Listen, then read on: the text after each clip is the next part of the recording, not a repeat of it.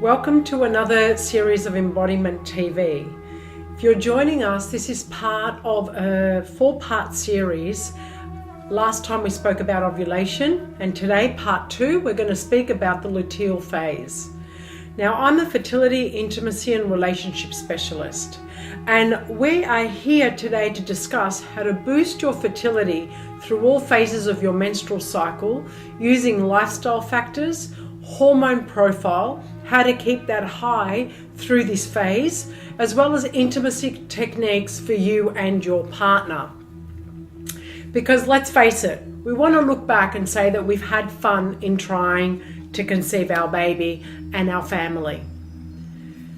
As I said, today we're going to mention the luteal phase, and this starts the day after you ovulate. It's that phase of your cycle. About 15 to 28 days, it is the longest phase of our menstrual cycle. After the egg bursts through the follicle, it comes down into the uterus and it actually starts to release progesterone. And if fertility takes place, it is that collapsed follicle that starts to build the uterine lining, using a lot of progesterone to actually keep that thick lining and keep the baby from miscarrying. During the course of this phase, if you don't get pregnant, the progesterone levels after a while start to drop, and this forces our uterine lining to shed in the form of our menstrual cycle. So it's most important at this time that we work with keeping the progesterone levels up. And there's a number of ways that we can do this. One is to have progesterone-rich foods. And over here, I've got some for you. I've also got a recipe down below. One of my favorites is baked sweet potato, fennel, and beetroot. And the reason why we use beetroot is because it's a diuretic, and it also helps hormonally balance the ratio between progesterone and estrogen. It helps keep the colon healthy by actually reducing excessive estrogen in the body, which means we get to keep the progesterone nice and high. If you are on any fertility treatments and you've been given a prescription of a progesterone, something like Vitex or something similar, keep taking that. It's most important to support the uterine lining through this phase. Another thing to do is rest well and keep fit. Let's go on to the foods. Foods that work really well are complex carbohydrates. Stay away from estrogen-rich foods, especially soy-based products, because they have phytoestrogens. Have a good dose of fiber. It's really important, as I explained earlier. This keeps the colon healthy. We get to shed all the excessive estrogen, keeps the hormone profile nice and balanced. Increase the level of protein in your diet, whether you're vegan, vegetarian or not. Choose your plant-based or animal-based protein. Really important to try and keep that high at this phase of your menstrual cycle. Lots of ground root veggies and warm veggies. Omega-3 fatty acids are great at this point in time because they also help keep the inflammation in your body down. And if you are prone to cramping, it actually keeps cramping at bay as well. Lastly, foods high in magnesium, and I do have a few listed here, but if you do have a good quality magnesium supplement, take that as your health professional has prescribed. Okay, now think about this phase after ovulation that you can potentially be pregnant. And I know it can become disheartening, especially if you've been through the conception phase for quite a while. But I'm going to encourage you to go back to that original phase of feeling a lot of hope and faith that this may be the month that you fall pregnant.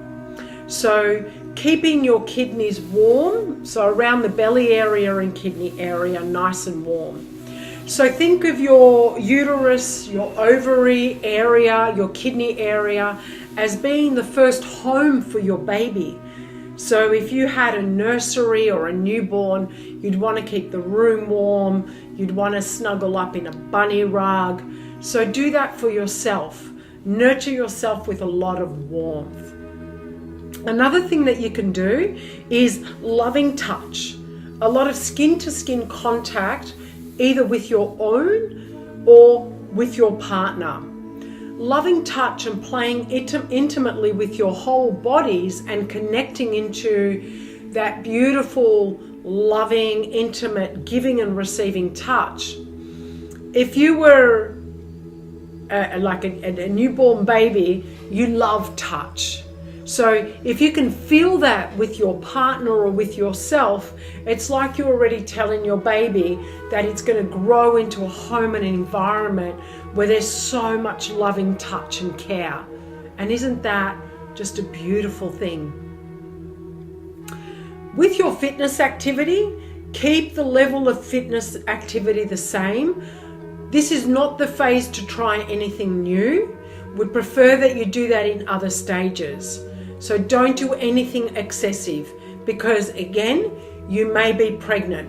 So we don't want to cause any undue stress that you may not be certain that can actually lead to a dislodging of the implantation and a miscarriage without you even realizing that you're pregnant in the first place. With your partner, if you do have one, the care for his body through exercise is to keep his cardio high. It reduces stress. It's a great way to actually have the emotional release of a man's body through his fitness activity come alive. And it also means that heart-lung cardiovascular system means that through the genital area, he also gets the blood running, oxygen running, oxygenating the testes, the penis. And so if he is a sufferer of premature ejaculation or erectile dysfunction, that can help. So can good doses of beetroot. So where things like root vegetables and beetroot are beneficial for you as a woman, it's also beneficial for your partner, because it's got the nitrous oxide, which actually helps in erectile tissue. So just in summary, for the luteal phase, the 3 tips to walk away with: progesterone is high, so use progesterone-rich foods, magnesium-rich foods, keep your body warm and comfortable, and act as if you are nurturing yourself like you are carrying your baby. So nothing too excessive. Lots of skin-to-skin contact in your intimacy and your lovemaking, and just enjoy your intimacy, enjoy your connection. And also talk about with each other what changes you would still like to make in your life to keep this pregnancy going. So thank you so much for sharing with us today. Next week we'll have part 3, which will go into the menstrual phase, and I look forward to sharing more with you then. Down below I will have a link to a great certified conception app called Natural Cycles. I've used it, I highly recommend it, and I recommend it for my clients.